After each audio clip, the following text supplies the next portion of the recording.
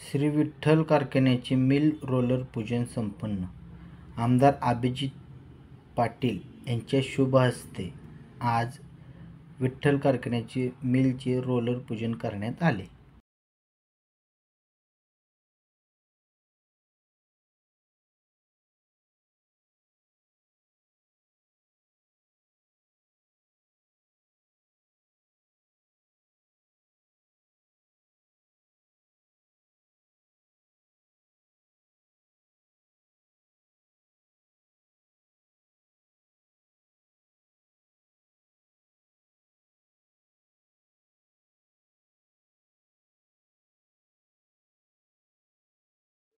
यावर्षी आपल्याला सगळ्याला माहिती आहे, पाऊस इतका चांगला झाला आहे.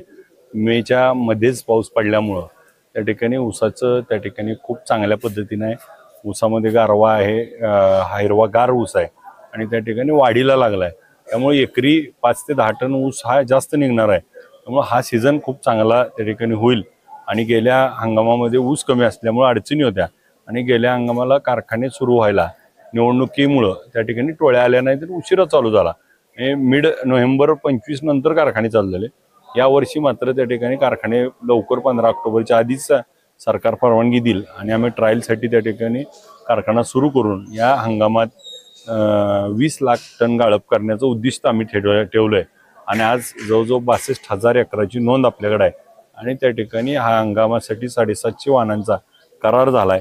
कारखान्यातली सगळी कामं झालीत. नवीन जे काम आम्हाला करायचं होतं मॉडिफिकेशन, त्याचं सगळं आता अंतिम टप्प्यात आलंय. त्यामुळे यावर्षीचा हंगाम आपल्याला रोज 13,000 ते 14,000 टन गाळप करून येणार हंगामात 20 लाख गाळप करण्याचं आमचं उद्दिष्ट आहे. गाळप क्षमता वाढवली या वर्षीपासून असं समजलं. नेमकं कसं होतं आणि काय झालं? मागच्या काळामध्ये कारखान्याच्या मिल टेंडम वाढवल्या होत्या.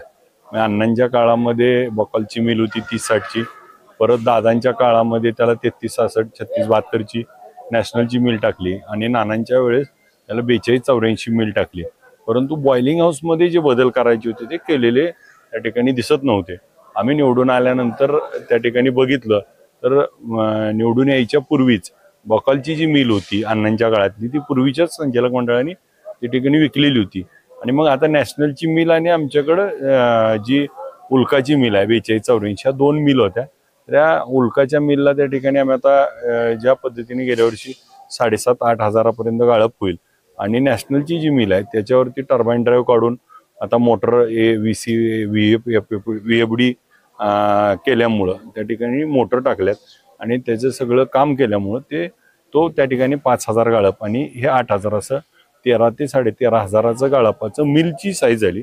आणि बॉयलरच्या बाबतीमध्ये जो जुना बॉयलर होता जो डिस्कार्ड करायला लागलेले होते तो 40 टनाचा आम्ही रनिंगमध्ये घातलाय. एक 125 टन आहे, एक 55 टन आणि 40 टन.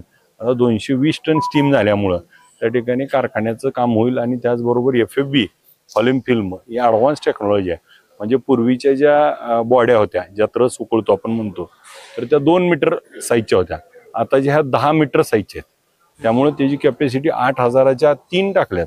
त्यामुळं यावर्षी बॉइलिंग हाऊसच्या बाबतीत जे काम कमतरता होती 3 पॅन त्या ठिकाणी टाकलेत, बॅचटाईप मशीन, त्याचे सगळ्या इक्विपमेंट्स आणि त्याचे हिटर्स वगैरे. त्यामुळं आता कारखान्याचं सगळं काम त्या ठिकाणी झाल्यामुळं यावर्षी गाळप त्या ठिकाणी चांगलं होईल. आणि त्याचा दुसरा असा फायदा होईल फॉलिम फिल्ममुळं आमचं स्टीम पर्सेंटेज केन जे आहे ते त्या ठिकाणी 10% खाली कमी येईल. त्यामुळे आमच्याकडे बघ्यात जास्त उपलब्ध होईल. बघ्यात जास्त उपलब्ध झाल्यामुळे विक्री होईल. आणि दोन्ही कोजनचे जे टर्बाईन होते त्याला जे आम्हाला कमी पडत होतं ते चालवून आम्ही बघ्याचे अजून मोठ्या प्रमाणात देतो. त्यामुळे यावर्षीचा हंगाम 20 लाख गाळप झालं. आपला कारखाना फुल कॅपॅसिटीने चालवून यावर्षी कारखाना त्या ठिकाणी यशाच्या शिखरावर जाईल. गेल्या काही दिवसातल्या घटना पाहता सभासद शेतकऱ्यांना काय आवाहन कराल?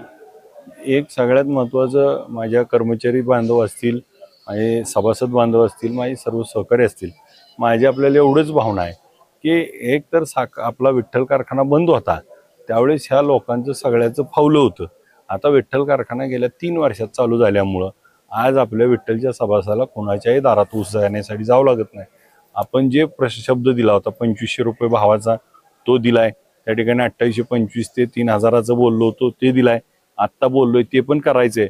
परंतु हा कारखाना चालू नये आणि बंद पाडावा म्हणून काही लोकांना हाताला धरून काही लोक त्या ठिकाणी जे काम करतायत ह्या गोष्टीला बळी न पडता कारखाना चालला पाहिजे. कारण विठ्ठल कारखाना जोपर्यंत चाललं तोपर्यंतच जिल्ह्याची स्पर्धा राहील आणि जिल्ह्यातल्या बऱ्याच जणांच्या त्या ठिकाणी वाटतं की विठ्ठल कारखाना बंद पडावा.